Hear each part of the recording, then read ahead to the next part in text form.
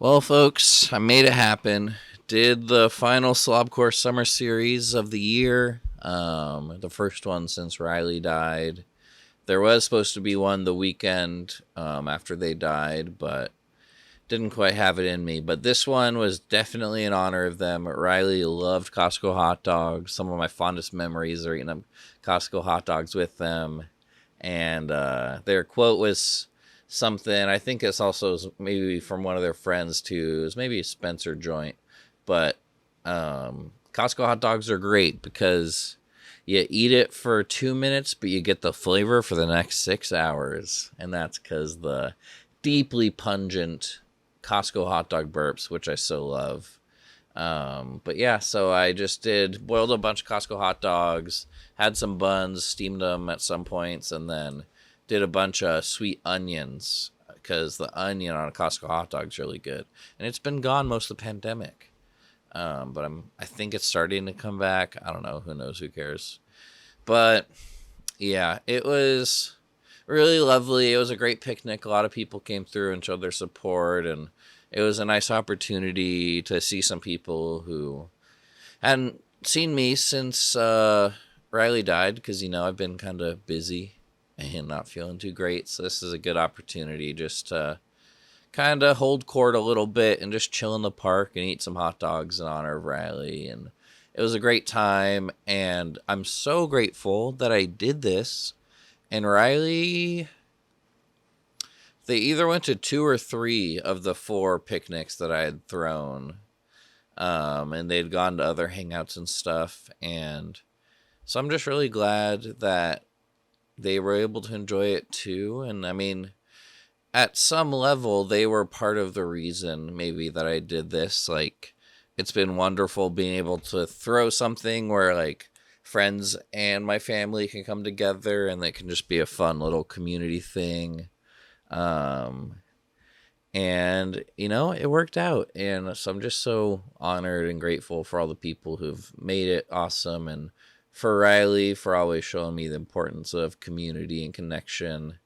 Because that's something they care deeply about.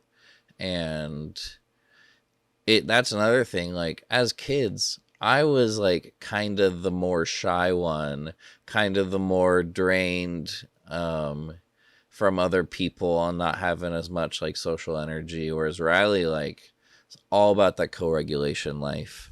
When we lived in London, so it was my senior year and their sophomore year, it was great for me because compared to our Australia overseas trip, my dad's a professor and he like basically was the staff member on overseas trips, and we got to go with the family with Mama and Riley, and so we got to travel the world together. That's pretty amazing.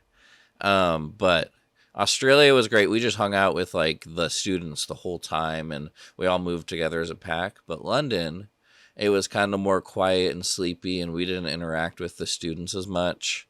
But we just got a flat like in Chelsea. It was this tiny apartment, but it was like super duper expensive. We weren't paying for it. But for me, it was like awesome. My second semester senior year, I kind of just get a break from everything. I got to be in London, like ride the tube, like memorize the lines, be the family navigator. I reread all of Lord of the Rings just on the tube. I kind of liked the London demeanor of people don't like talk to each other. And it was winter, so it was just cold and dark. But so that was great for me. Also, one of the reasons pandemic, like quarantine, was not as hard for me.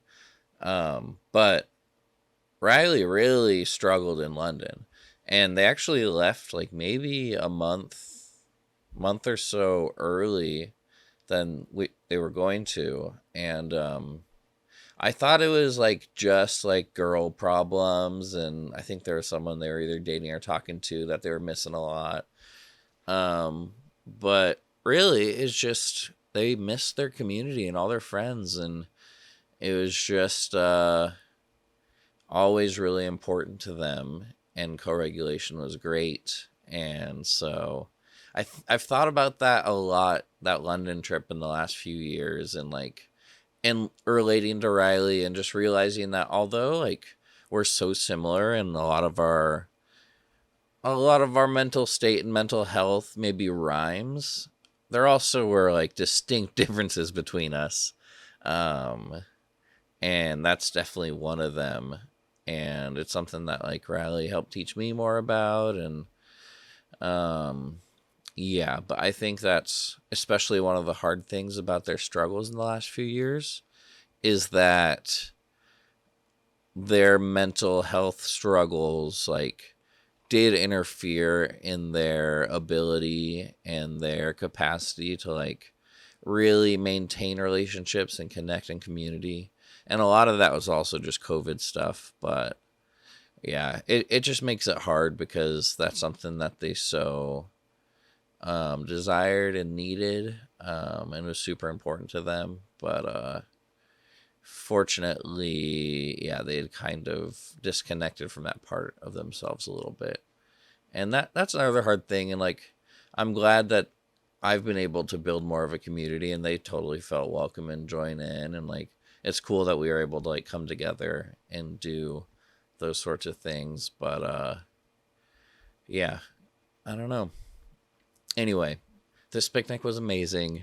I appreciated talking to people and like just being able to share about the grief, and people have been saying really nice things about what I'm sharing. And part of me wants to feel like I'm being annoying or I'm just like talking about this for too long.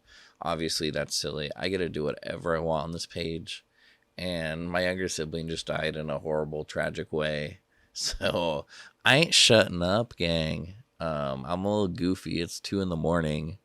Um, hopefully you enjoyed listening to this. Love y'all. Bye.